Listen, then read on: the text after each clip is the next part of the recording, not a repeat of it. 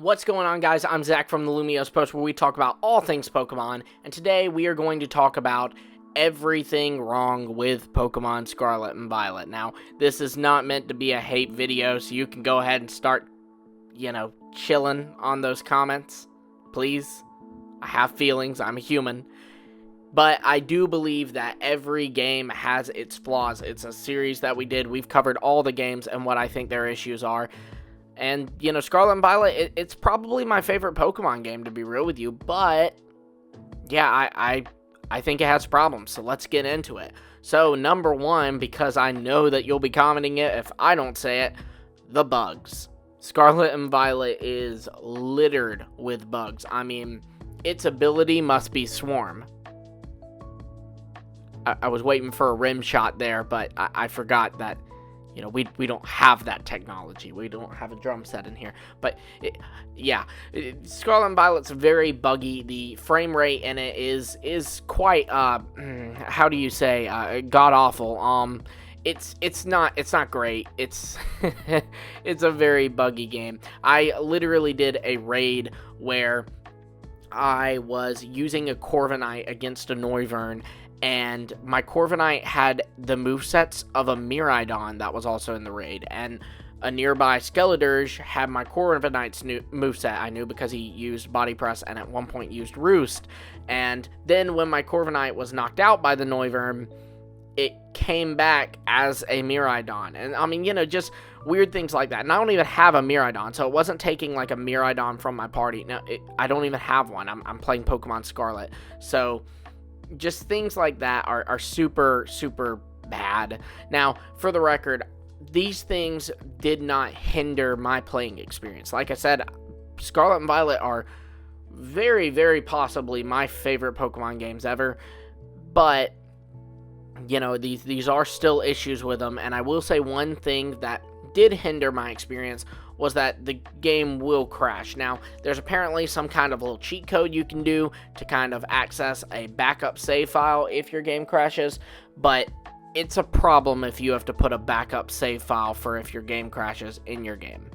Like, whether you love Pokemon, whether you hate Pokemon, whether you thought these games were amazing, whether you thought they were a glitchy mess, you have to admit that it is a problem if you have to put a backup save file for when your game crashes and a little cheat code to activate it because your game crashes. So that is bad. It's crashed on me at the time of recording. It is November 29th, and it has crashed on me 7 times. And my wife is playing Pokemon Violet, and it has crashed on her, I believe 4 times. I know at least 3. I think she said 4. So all of that is just not ideal. But we'll get out of the buggy territory because we don't have a fire type on us. Again, imagine a rim shot there. And we're going to go right into the next thing, which is that it's not really an open world. See, these games, they said that they were open world, right? They were advertising it and advertising it and advertising it. And in a way, they were, because you can, from the beginning, it's not like old Pokemon games where you could go, once you were at the very beginning of the game, you could go to the first town. And then only when you got to the first town could you go to only the second town. And then once you got there, only the third town. It wasn't like that. But they did put some roadblocks in it. They did kind of make it where you could not access every inch of the open world. So that was a little bit misleading, the open world terminology there. And then they, you could access those parts when you got the Koraidon or Miraidon, depending on the version you're playing, their forms to either fly or climb or to even just run faster and jump higher. You could then, but, you had to work to get those.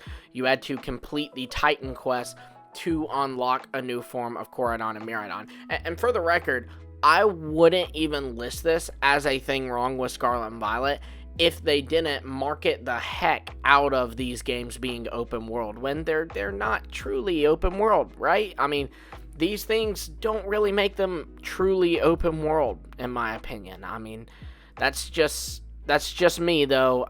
Let me know if you think that is not the case for you. Now, that does go into my next thing, and this is going to be my most controversial one here, because it is purely just my opinion, but this is my rating of what I think is wrong with Scarlet and Violet, so I'm going to mention it, and that is level scaling. And I guess this ties into the whole open world thing, but the levels don't scale to you.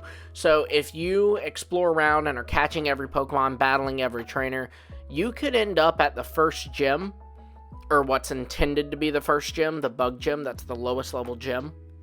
You could end up there with like level 20 plus Pokemon, and her ace is level 15. So that's not great. You know, you can end up insanely over leveled.